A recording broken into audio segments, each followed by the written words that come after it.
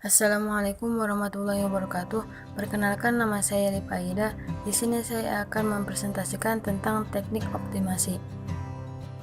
Apa sih dependensi optimasi itu? Dependensi optimasi bertujuan untuk menghasilkan kode program yang berukuran lebih kecil dan lebih cepat.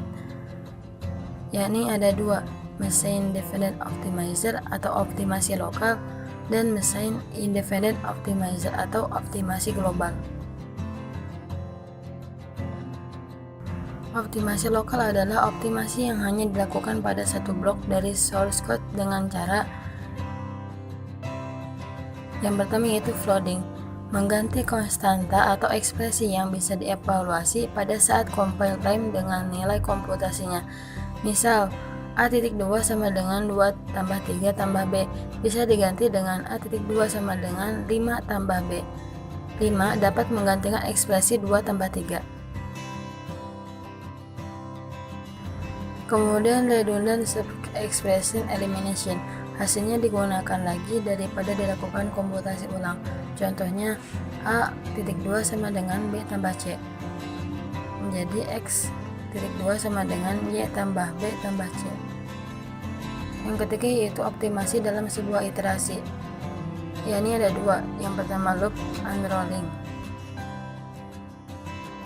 Loop unrolling yakni mengganti satu loop dengan menulis statement yang ada dalam loop ditulis beberapa kali. Karena sebuah iterasi pada implementasi ke level rendah memerlukan inisialisasi nilai awal pada loop dilakukan sekali pada saat permulaan eksekusi loop.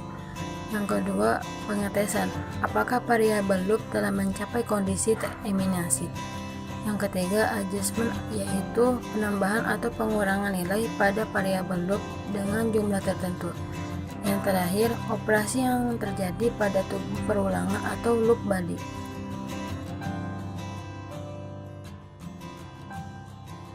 Contohnya, for i.2 sama dengan 1 to 2 do a 1.2 sama dengan 0 dapat dioptimasi menjadi A1.2 sama dengan 0, A2.2 sama dengan 0. Yang kedua yaitu frequency reduction. Frequency reduction adalah pemindahan statement ke tempat yang lebih jarang dieksekusi.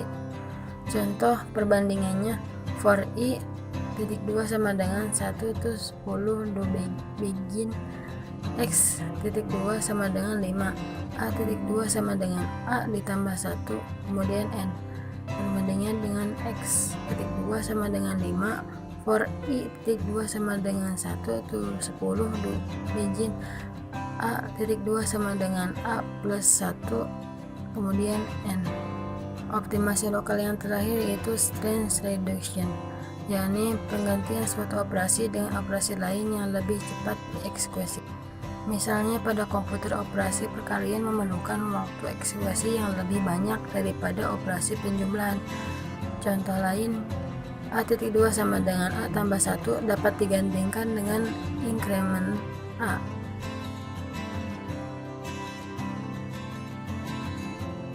Optimasi global biasanya dilakukan dengan satu graf terarah yang menunjukkan jalur yang mungkin selama eksekusi program. Ada dua kegunaan optimasi global, yaitu bagi programmer dan untuk compiler itu sendiri.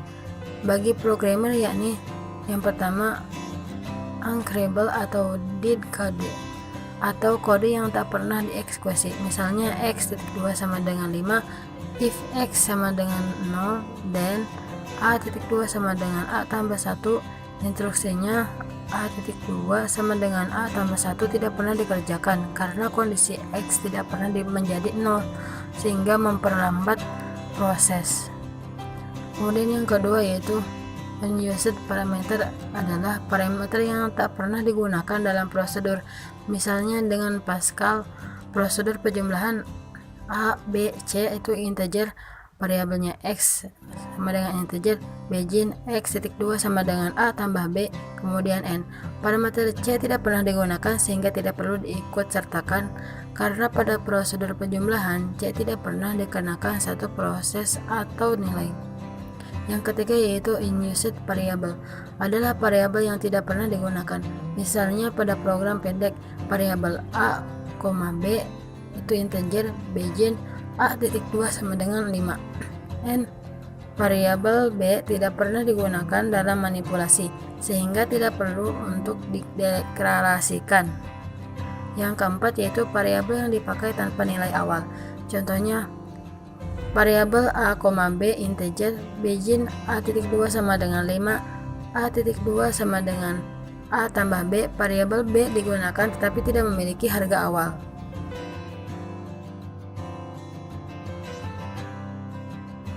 Kegunaan optimasi global bagi compiler itu sendiri yakni meningkatkan efisiensi eksekusi program, kemudian menghilangkan useless kode yang tak pernah terpakai. Tabel informasi memiliki dua fungsi penting. Yang pertama untuk membantu pemeriksaan kebenaran semantik dari program sumber. Yang kedua untuk membantu dan mempermudah dalam pembuatan intermediate kode dan proses pembangkitan kode. Elemen-elemen tabel simbol ada 8. Yang pertama nomor urut identifier, menentukan nomor urut pada tabel simbol. Yang kedua nama identifier. Yang ketiga tipe identifier. Yang keempat objek time address. Yang kelima dimensi dari identifier yang bersangkutan. Yang keenam nomor baris variabel yang dideklarasikan. Yang ketujuh nomor baris variabel yang diferensikan. Yang terakhir adalah file link. Jenis tabel informasi. Yang pertama tabel identifier. Tabel identifier berfungsi menampung semua identifier yang terdapat dalam program. Yang kedua tabel blok, yakni mencatat variabel-variabel yang ada pada blok yang sama. Yang ketiga tabel array, berfungsi menampung informasi tambahan untuk sebuah array. Yang keempat yaitu tabel rel, untuk menyimpan informasi string.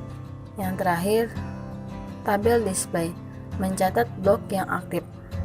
Elemen yang terdapat dalam tabel identifier yang pertama yaitu nomor urut identifier dalam tabel. Yang kedua jenis dari identifier seperti prosedur, fungsi, tipe, variabel, dan konstanta. Yang ketiga nama identifier. Yang keempat level dari identifier atau depth of block. Hal ini menyangkut letak identifier dalam program. Konsepnya sama dengan pembentukan tree.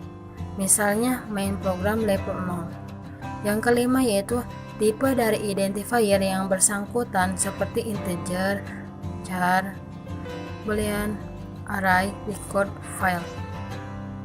Untuk identifier, pencatatan dapat berupa seperti alamat relatif dari identifier untuk implementasi, informasi referensi dari identifier untuk implementasi, link menghubung antar identifier. Normal digunakan pada pemanggilan parameter untuk membedakan parameter by value dan by reference. Contohnya dalam Pascal, program A, variabel B, integer, prosedur X, Z sama dengan char, var, variabel C sama dengan integer, begin, dan seterusnya. Tabel identifier akan mencatat semua identifier. Di sini ada tabelnya, yakni yang contohnya tabel ID, array, 0, tab mix of record, namanya string, linknya itu integer, objeknya itu objek, tipenya itu types, refnya itu integer, normalnya boolean, levelnya 0, maksimal level, addressnya itu integer, kemudian n, dimana objek yaitu adalah konstanta, variabel, prosedur, fungsi. Typesnya yaitu no type, int, reals, boolean, char, array, record. Tabel array dipergunakan untuk menyimpan informasi satu identifier yang bertipe array. Tabel ini memiliki file, nomor urut satu array dalam tabel, kemudian tipe dari indeks array yang bersangkutan, tipe elemen array, referensi dari elemen array, indeks batas atas dan bawah array, jumlah elemen array, ukuran total array yaitu total sama dengan atas tambah bawah tambah 1 kali elemen size. Yang terakhir yaitu elemen size. Tabel blok dipergunakan untuk menyimpan informasi blok-blok yang ada pada tabel utama yang berisikan file nomor urut blok, batas awal blok, batas akhir blok, ukuran parameter, ukuran variabel, variabel, parameter. Contohnya, pada program A, variabel B bertipe integer, prosedur X, Z sama dengan char, variabel integer, begin, dan untuk variabel, blok A sama dengan 2, kemudian blok B sama dengan 4. Untuk variabel size-nya, blok A 2 dianggap integer 2 byte, blok B 2. Parameter, blok A sama dengan 0 tanpa parameter, kemudian blok B 3. Parameter size, blok A sama dengan 0, kemudian blok B 1 karena char butuh 1 byte. Kemudian tabel real dipergunakan untuk menyimpan nilai dari satu identifier yang bertipe real atau pecahan. Elemen-elemen dari tabel ini adalah sebagai berikut. Yang pertama yaitu nomor urut elemen. Yang kedua, nilai real suatu variabel real yang mengacu indeks tabel ini. Pemikirannya di sini, setiap tipe yang memiliki oleh satu bahasa akan memiliki tabelnya sendiri.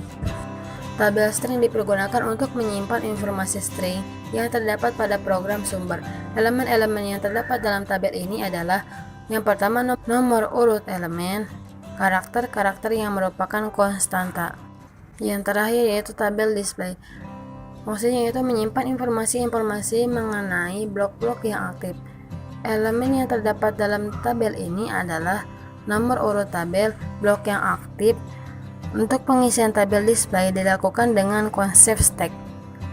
Terima kasih, cukup sekian. Bila ada salah, mohon dimaafkan. Wassalamualaikum warahmatullahi wabarakatuh.